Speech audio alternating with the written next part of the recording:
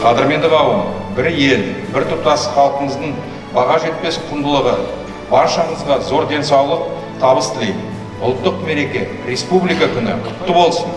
Тәуелсіз Қазақстанның болашағы жарқын болсын.